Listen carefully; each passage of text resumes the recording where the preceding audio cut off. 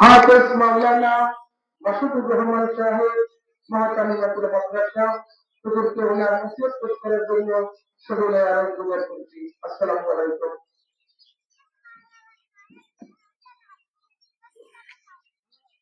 السلام عليكم ورحمة الله وبركاته. إن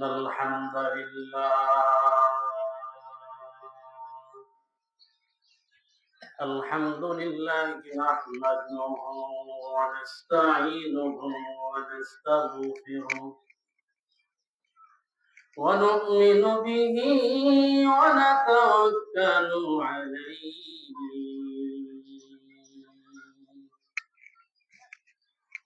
ونعوذ بالله من شرور أنفسنا ومن سيئات أعمالنا من يهده الله فلا مضل له ومن يضلله فلا هادي له ونشهد أن سيدنا وحسندنا وحبيبنا وطبيب قلوبنا ومولانا وأولانا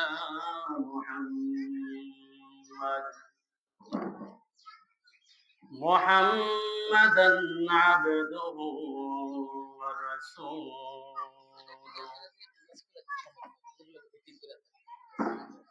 وقال الله تعالى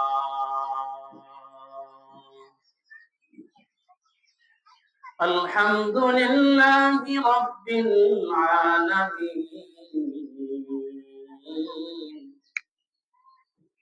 الرحمن الرحيم مالك يوم الدين إياك نعبد وإياك نستعين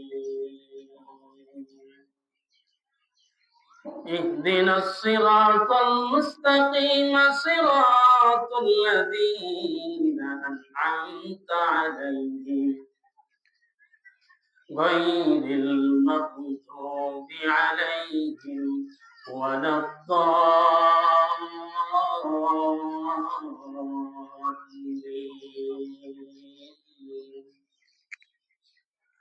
وقال رسول الله صلى الله عليه وسلم إنما الأعمال بالنيات.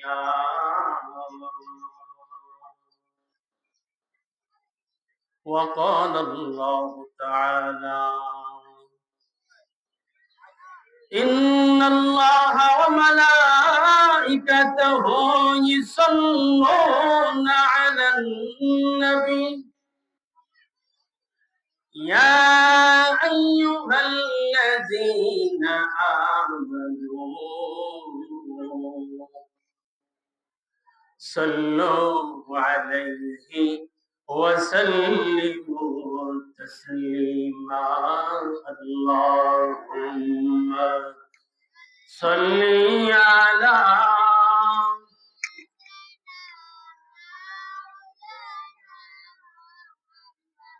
وعلى آله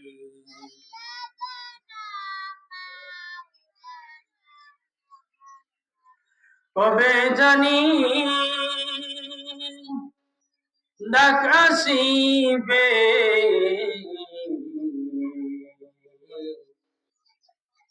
এবারে ঘর সারিতে আপন পোশাক খুলে খুলে সাদা কাপড় পরিতে আল্লাহুম্মা সাল্লি আলা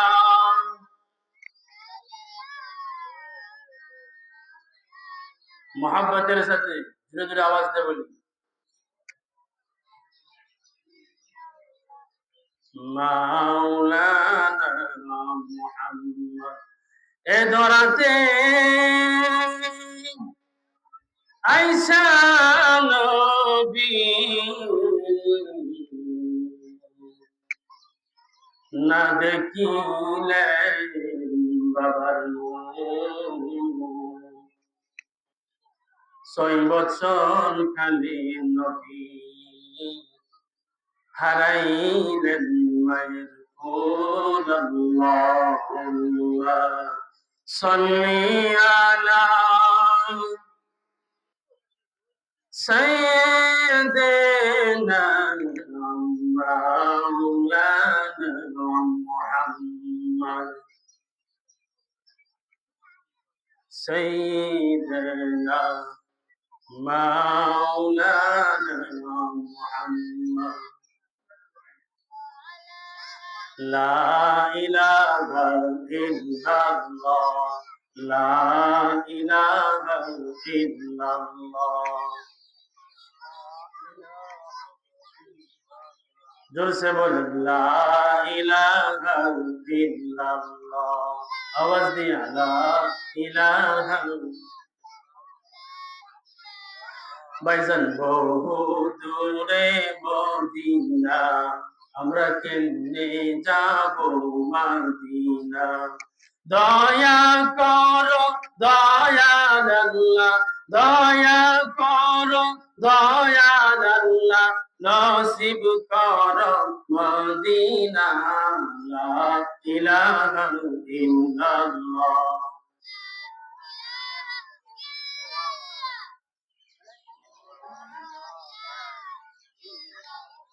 রিস্কা চলে না চালক ছাড়া, নৌকা চলে না মাঝি ছাড়া, দুনিয়া চলে না আল্লাহ ছাড়া, মুমিন চলে না জিকির ছাড়া।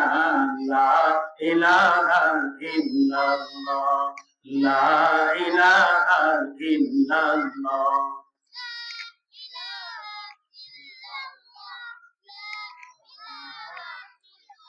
لا إله إلا الله محمد رسول الله صلى الله عليه وسلم। معزز মুকাররম, আল্লাহ সুবহানাহু ওয়া তাআলা আপনাকে আমাকে মাগরিবের নামাজের পরে জান্নাতের প্যান্ডেলে সামিয়ানার নিচে আসবার এবং বসবার জন্য তৌফিক এনে দান করেছেন। এই জন্য আমরা আল্লাহ সুবহানাহু ওয়া তাআলার কাছে লাখ লাখ কোটি কোটি শুকরিয়া জ্ঞাপন করছি। বলি আলহামদুলিল্লাহ। এই মজলিসটা হচ্ছে জালিসুর রহমান মজলিস। এই মজলিসের চতুর্পাশ দিয়ে রহমতের ফেরেশতারা ঘুরতেছে। যে জায়গাটা জান্নাতের বাগান হয়, আল্লাহর পয়গম্বর বলেন যে জায়গার ভিতরে কোরআন এবং হাদিসের আলোচনা করা হয়, আল্লাহ তাআলা নিজে বলে দিয়েছেন ওয়াসারিউ ইলা মাগফিরা, ওয়াসারিউ তোমরা দৌড়াও। কিসের দিকে দৌড়াবে? ইলা মাগফিরা, যে জায়গায় তোমরা মাগফিরাতের জায়গা পাও, সে জায়গায় তোমরা দৌড়ে গিয়ে বসো। ওয়া জান্নাতিন আরদুহাস সামাওয়াতু ওয়াল আরদ, যে সমস্ত লোকেরা এই কোরআন মাহফিলের প্যান্ডেলের ভিতরে বসবে, আল্লাহ সুবহানাহু ওয়া তাআলা ফেরেশতারা আসমান থেকে যে সমস্ত লোকেরা প্যান্ডেলে বসে সুবহানাল্লাহ সুবহানাল্লাহ পড়বে, এই সুবহানাল্লাহ বলার কারণে আল্লাহ সুবহানাহু ওয়া তাআলা আসমান এবং জমিনের পাকা জায়গাটাকে নেকি দিয়া ভরপুর করে দেয়। বলেন সুবহানাল্লাহ। তাহলে আমরা যে জান্নাতের সামিয়ানার ভিতরে বসতে পেরেছি, এজন্য লাভ হলো না, লোকসান হলো লাভ। ভাইয়েরা আমার, আমি যে সূরাটা তেলাওয়াত করেছি সকলেরই পরিচিত সূরা। 7 বছর শিশু বাচ্চা থেকে 80 বছর বৃদ্ধ পর্যন্ত সূরাটা পড়তে জানে। সূরার নাম হচ্ছে সূরাতুল ফাতিহা, আলহামদুর সূরা। এই সূরাটা শিশু হোক বৃদ্ধ হোক, আমরা যদি তাকে জিজ্ঞাসিত করি সূরা কবে শিখছেন, সে বলতে পারবে না কবে শিখছে। ছোটকালে যখন ইমাম সাহেব নামাজ পড়াইছে তখন শিখছে, মানুষের মুখে মুখে কি করছে, সূরাতুল ফাতিহা মানুষ শিখে ফেলেছে। এমন একটা বরকতময় সূরা এই সূরাতুল ফাতিহা। তাফসীরে কিতাবের মধ্যে বিভিন্ন জায়গায় রিওয়ায়াত এসেছে, কোন জায়গায় এই সূরাতুল ফাতিহা নাম করেছেন 40 জায়গায়, কোন জায়গায় নাম করেছেন সূরাতুল ফাতিহা 21 জায়গায়। কিছু কিছু মুফাসসিরে কেরামরা বলেছেন এই সূরাতুল ফাতিহার 14 জায়গায় নামকরণ হয়েছে। বলেন সুবহানাল্লাহ। আমরা শুধু জানি সূরাতুল ফাতিহা, এতটুকুই। ফাতিহা শব্দের অর্থ কি? উদ্ঘাটক। আবার বলেছেন এই সূরাতুল ফাতিহাকে বলা হয় উম্মুল কুরআন, সমস্ত কোরআনের মা। আল্লাহ সুবহানাহু ওয়া তাআলা যদি এই সূরাতুল ফাতিহায় শুধু যদি নাজিল করতেন, এই ফাতিহার উপর যদি সমস্ত লোকরা আমল করত, এক সূরা দিয়েই সমস্ত জগৎবাসীরাই কামিয়াবি হয়ে যাইত। বলেন সুবহানাল্লাহ। এই সূরাতুল ফাতিহা এমন একটা বরকতময় সূরা, যে সূরা ছাড়া নামাজ হয় না। লা সালাতা ইল্লা বিফাতিহাতিল কিতাব। সুন্নত পড়েন, ওয়াজিব পড়েন, ফরজ পড়েন, এই সূরা ফাতিহা ছাড়া কি কেউ নামাজ পড়তে পারে? আপনি গান শুনেছেন,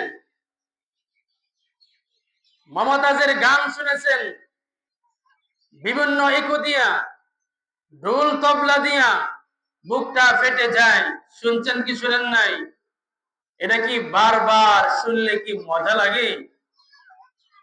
মজা লাগে না।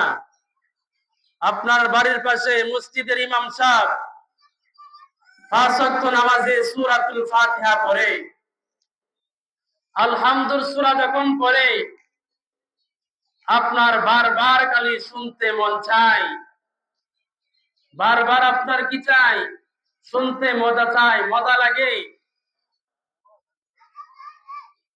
এই সূরাতুল ফাতিহার এমন একটা মুজিজা আল্লাহ সুবহানাহু ওয়া তাআলা দিয়েছেন।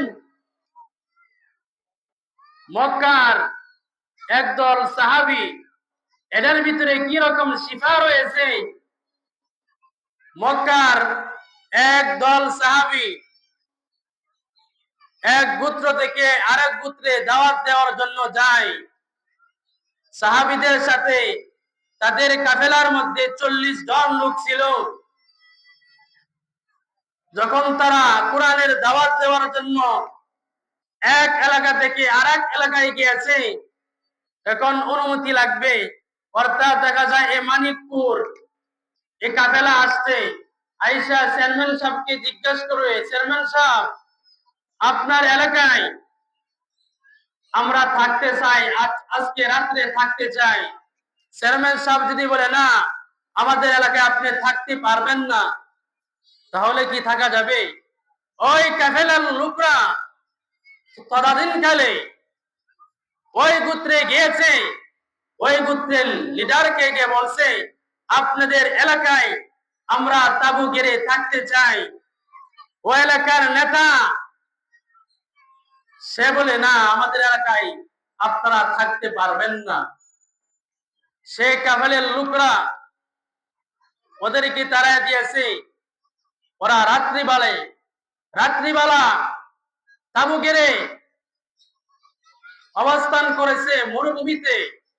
ঘটনাক্রমে যে নেতা বাধা দিয়েছে থাকার জন্য, কিছুক্ষণ পর তাকে সাপে কামড় দিয়েছে। নেতাকে কি দিয়েছে? সাপে কামড় দিয়েছে। সাপে কামড় দেয় নাই, মানে তার শরীরে ঠাডা পড়ছে। কি পড়ছে? ঠাডা পড়ছে।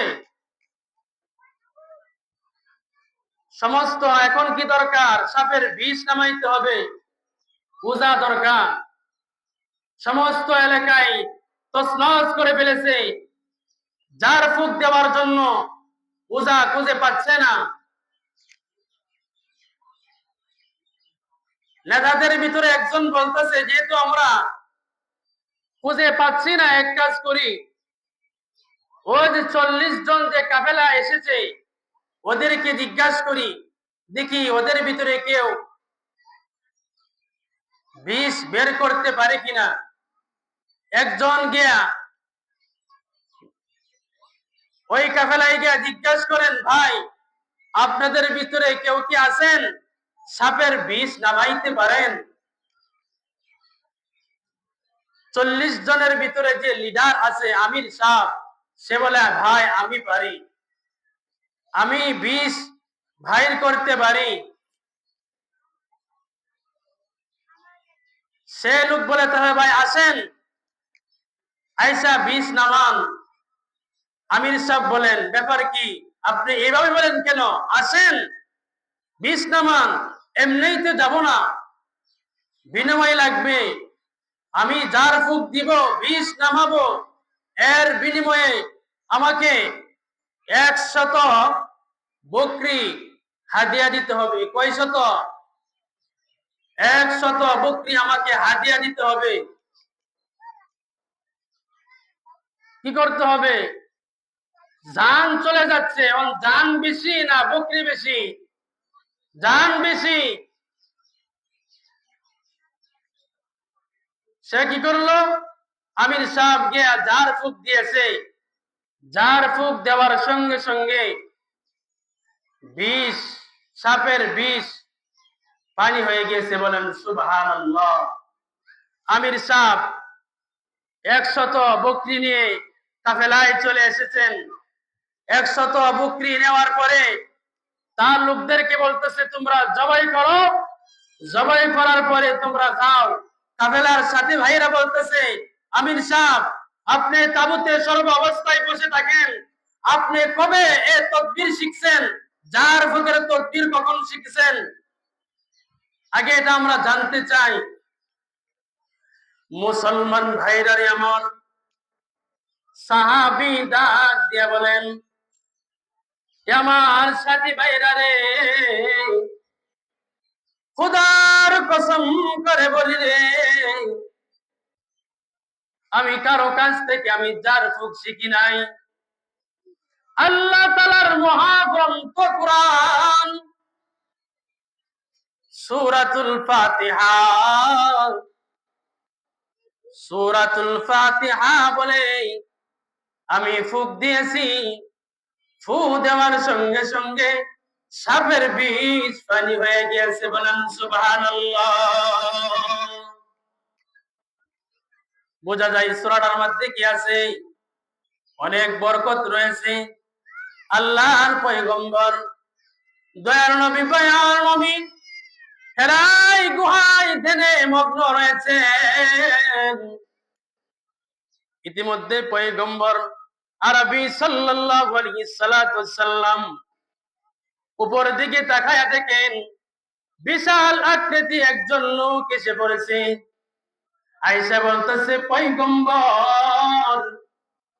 আয়েশা বলে, ইকরা, আপনি পড়ুন। পয়গম্বর হেরা গুহায়। নবীজি বলেন, আমি পড়তে জানি না। ওই লোকটা আবার বলেছে আপনি পড়েন। নবীজি বলেন আমি পড়তে জানি না, লা আনা বিকারি। 3 নাম্বার, ওই লোকটা নবীজি বুকের উপর চাপ দিয়ে ধরে ছেড়ে দিয়েছেন, বলতেছেন আপনি প্রভুর নামে পড়েন। এ কথাটা বলার সঙ্গে সঙ্গে পয়গম্বর আরবি সাল্লাল্লাহু আলাইহি সাল্লাম 5টা আয়াত পড়ে শুনে দিয়েছেন, বলেন সুবহানাল্লাহ। 5টা আয়াত যখন পড়ছেন, পয়গম্বর আরবি সাল্লাল্লাহু আলাইহি সাল্লামের শরীরের ভিতরে কম্পন সৃষ্টি হয়েছে। কম্পন যখন সৃষ্টি হয়েছে, আল্লাহর পয়গম্বর খাদিজাতুল কুবরা রাদিয়াল্লাহু তাআলা আনহার ঘরে গিয়েছেন। খাদিজার কি বলতেছে, খাদিজা জাম্মিলুনি জাম্মিলুনি, আমাকে কম্বল দিয়ে জোরে পেঁচিয়ে ধরো। খাদিজা রাদিয়াল্লাহু তাআলা আনহাকে বলতেছে আমার প্রচন্ড জ্বর হয়েছে, ও খাদিজা আমি কি দেখেছি। খাদিজা রাদিয়াল্লাহু তাআলা আনহা বলতেছে নবী আপনি কি দেখেছেন। হেরা গুহায় যখন আমি দেনে মগ্ন অবস্থায় ছিলাম, বিশাল আকৃতি একজন লোক এসে আমাকে চাপ দিয়ে ছেড়ে দিয়েছে, আর কি জানি পড়াইছে। আল্লাহর পয়গম্বর হুজুর পাক সাল্লাল্লাহু আলাইহি সাল্লামের কথাটা শোনার সঙ্গে সঙ্গে খাদিজার বোঝার আর বাকি রইল না। খাদিজা হলো ধনাঢ্য মহিলা এবং বুদ্ধিমতী মহিলা। খাদিজা রাদিয়াল্লাহু তাআলা আনহার কথা পয়গম্বর আরবি সাল্লাল্লাহু আলাইহি সাল্লামের কথা তার বোঝার আর বাকি রইল না। এবার ভাইয়ের আমার, তখন হুজুর পাক সাল্লাল্লাহু আলাইহি সাল্লাম বলেন আল্লাহ তো আমাকে 40 বছর পূর্ণ হয়েছে নবুয়তের রিসালাতের দায়িত্ব দিয়ে আল্লাহ তাআলা দুনিয়ার মধ্যে আগমন করাইছেন। যখন নবুয়ত পাওয়ার একদিন হলো, আল্লাহর পয়গম্বর সর্বপ্রথম খাদিজাতুল কুবরা রাদিয়াল্লাহু তাআলা আনহার ঘরের মধ্যে আয়েশা বলতেছেন খাদিজা আল্লাহ তাআলা আমাকে নবী বানাইছে,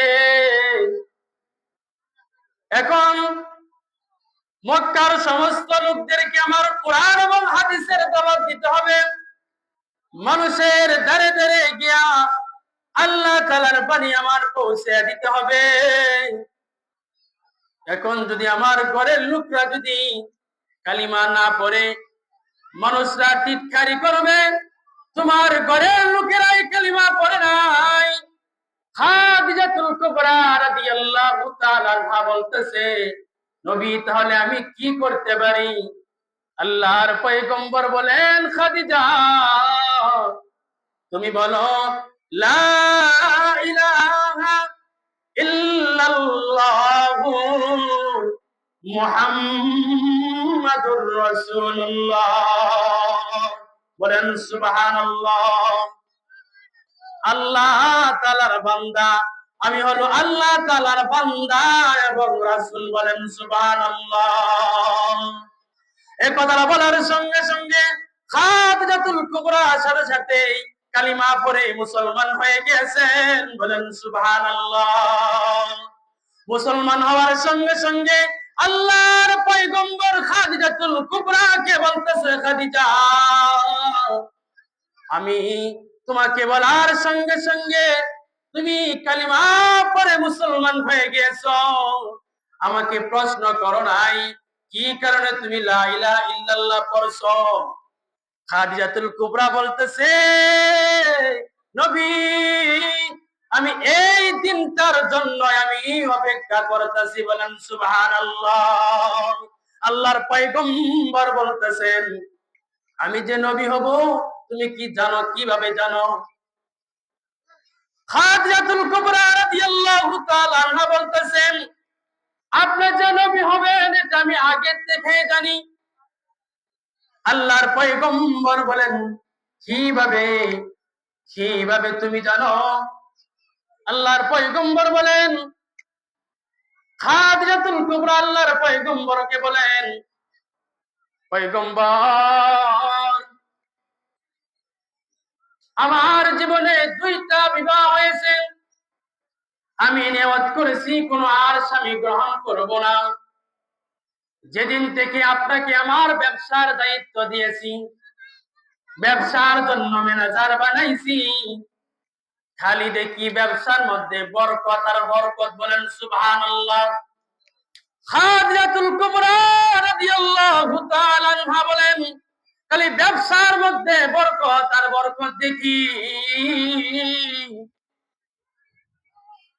আপনার সাথে একজন কর্মচারী দিয়েছিলাম, সেই কর্মচারীকে আমি বলি, তোমার সাথে যে মুহাম্মদ থাকেন, সর্ব অবস্থায় যে তুমি মুহাম্মদের সাথে যে থাকো, মুহাম্মদের ব্যাপারে তোমার কি মতামত? ওকে যেদিন থেকে আমার ব্যবসার দায়িত্ব দিয়েছি, ব্যবসার মধ্যে খালি বরকত আর বরকত দেখি, ব্যাপার কি? কর্মচারী বলেন, খাদিজাতুল কুবরা, যে নবীকে আপনি পেয়েছেন, যাকে আপনি ম্যানেজার বানাইছেন, ওর ব্যাপারে আপনি বেশি জানেন না। ওর চাইতে আমি বেশি, আপনার চাইতে আমি কর্মচারী বেশি জানি। বলেন সুবহানাল্লাহ। কর্মচারী বলতেছেন, খাদিজাতুল কুবরা, তাহলে শুনবেননি, আপনার ম্যানেজার মুহাম্মদ যেদিন থেকে তাকে আপনি ব্যবসার দায়িত্ব দিয়েছেন, ওই দিন থেকে সে ব্যবসা করার জন্য, মাল কেনার জন্য যখন বাজারে রওনা হয়, সমস্ত বাজারের মালের দাম কমে যায়। বলেন সুবহানাল্লাহ। আবার যখন এ নবী, আপনার ম্যানেজার যখন মাল বিক্রি করবে, মাল বিক্রি যখন করতে যায়, বাজারে গিয়ে যখন প্রবেশ করে, সমস্ত জিনিসের দাম বেড়ে যায়। বলেন সুবহানাল্লাহ। এটা হলো 2টা গুণ। 1 নম্বর গুণ হলো, যখন মাল ক্রয় করতে যাই, যখন কিনতে যাই তখন সস্তা পাই, যখন বিক্রি করে তখন দাম বেড়ে যায়। 2 থেকে 3 গুণ বেশি লাভ করে। খাদিজাতুল কুবরাকে কর্মচারী বলতেছেন, আপনি কি আরো কিছু জানতে চান? খাদিজা বলে, আমার তো ভালো লাগতেছে, আপনি আরো বলেন। খাদিজাতুল কুবরা রাদিয়াল্লাহু তাআলা আনহার কথাটা শোনার সঙ্গে সঙ্গে কর্মচারী বলেন, এই ম্যানেজারকে নিয়ে যখন আমি মরুভূমিতে ছাগল চরানোর জন্য যখন যাই, প্রচন্ড রোদের সময়, মানুষ মরুভূমিতে থাকতে পারে না, ম্যানেজার যখন ছাগল চরানোর জন্য যায়, আমি তাকায়া দেখি কে জানি এ নবীকে ছায়া দিতেছে। বলেন সুবহানাল্লাহ। কোন কি নাই, কোন ছায়া নাই, কোন ছাতা নাই, আশেপাশে কোনো বাড়িঘর নাই, কোনো গাছপালা নাই, কে জানি ছায়া দেয়। কর্মচারী তাকায়া দেখেন, আসমানের মেঘমায়া, মেঘমালা পয়গম্বরকে, নবীকে ছায়া দিতেছে। বলেন সুবহানাল্লাহ। নবীজি যখন যেদিকে তাকায়, যেদিকে হেঁটে হেঁটে যায়, সেদিকে মেঘের ছায়া দৌড়ায়া দৌড়ায়া পয়গম্বরকে ছায়া দে, বলেন সুবহানাল্লাহ। আল্লাহর পয়গম্বরকে ছায়া দেয়। এদিক দিয়া খাদিজাতুল কুবরা রাদিয়াল্লাহু তাআলা আনহা কর্মচারীর মুখ দিয়ে সুন্দর কথা শুনেছেন। শোনার সঙ্গে সঙ্গে উনি নিয়ত করেছে ওকে বিবাহ করবে। পয়গম্বর কি করবে? বিবাহ করবে। লম্বা ঘটনা, ওইদিকে যেতে চাই না। খাদিজাতুল কুবরা রাদিয়াল্লাহু তাআলা আনহা নবী পাক সাল্লাল্লাহু আলাইহি সাল্লামকে বিবাহ করলেন। কিছুদিন যাওয়ার পরে আল্লাহর পয়গম্বর যখন বাড়ি থেকে বের হয়েছেন, আসমানের দিকে এবং জমিনের নিচে, আসমান এবং জমিনের মাঝখানে মধ্যস্থলে নূরের মিম্বরে বসে কে জানি ইয়া মুহাম্মদ বলে ডাকতেছে। নবী পাক সাল্লাল্লাহু আলাইহি সাল্লাম বুঝতে পারেন না। দৌড় দিয়া খাদিজাতুল কুবরা রাদিয়াল্লাহু তাআলা আনহার ঘরের মধ্যে গিয়ে বলতেছে, খাদিজা, আমি যখন ঘর থেকে বের হয়েছি তাকায় দেখি আসমানের উপরে, আসমানের নিচে, জমিনের উপরে নূরের মিম্বরে বৈশা ইয়া মুহাম্মদ বলে ডাকে। খাদিজাতুল কুবরা রাদিয়াল্লাহু তাআলা আনহা নবীকে বলতেছে, নবী, আপনি চিন্তা করবেন না, টেনশন করবেন না। আমার একজন চাচাতো ভাই তাওরাতের আলেম ওরাকা ইবনে নাওফেল, আসুন ওর কাছে যাই, ও এর ব্যাখ্যা বলে দিবেন। খাদিজাতুল কুবরা রাদিয়াল্লাহু তাআলা আনহা ওরাকা ইবনে নাওফেলের কাছে গিয়েছেন। পয়গম্বরের সমস্ত জিনিস, কি ঘটেছে, কি কারণে ডাকছে, সবকিছুই ওরাকা ইবনে নাওফেলের কাছে খুলে বলছেন। খোলার সঙ্গে সঙ্গে ওরাকা ইবনে নাওফেল বলতেছে, কে ডাকে তোমরা কেউ জানো না?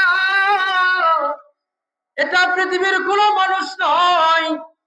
যে লোকটা নূরের মিম্বরে বৈশা ডাকতেছে ইয়া মুহাম্মদ, এটা সাধারণ কোন মানুষ না, এটা হলো জিব্রাইল। বলেন সুবহানাল্লাহ। যে জিব্রাইলকে আল্লাহ সুবহানাহু ওয়া তাআলা 600 নূরের পাখা দিয়েছে, যে 600 নূরের পাখা নয়, একটা পাখা দিয়েছে, যদি হাতটা বাড়াইয়া দেয় তাম পৃথিবী এক প্রান্ত থেকে আর এক প্রান্ত পর্যন্ত পৌঁছায়া দেবে। বলেন সুবহানাল্লাহ। খাদিজাতুল কুবরাকে বলতেছে ওরাকা ইবনে নাওফেল পণ্ডিত বলতেছেন, যে লোকটা আপনাকে ডাক দিয়েছে, নবীকে ডাক দিয়েছে, সে আজকের থেকে শুধু খালি নবী নয়, সে হলো মুহাম্মাদুর রাসূলুল্লাহ। সুবহানাল্লাহ।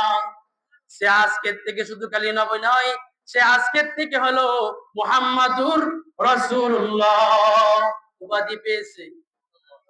আল্লাহ তাআলা কি করেছেন? পয়গম্বরকে উপাধি দিয়েছেন। যাই হোক, লম্বা আলোচনা, হুজুর বৈশা রয়েছেন, আমি সেদিকে যাইতে চাই না। আল্লাহ সুবহানাহু ওয়া তাআলা আপনাকে আমাকে যে সূরাতুল ফাতিহা বলেছি, এই সূরাতুল ফাতিহার 14টা নাম রয়েছে। আল্লাহ সুবহানাহু ওয়া তাআলা আপনাকে আমাকে এই সূরা ফাতিহার পুঙ্খানুপুঙ্খানুভাবে সূরাকে আমল করার মতো প্রত্যেকটা মুমিন মুসলমানকে তৌফিক দান করুক। সকলে বলেন আমিন। ওয়া আখিরি দাওয়ানা আনিল হামদুলিল্লাহি রাব্বিল আলামিন।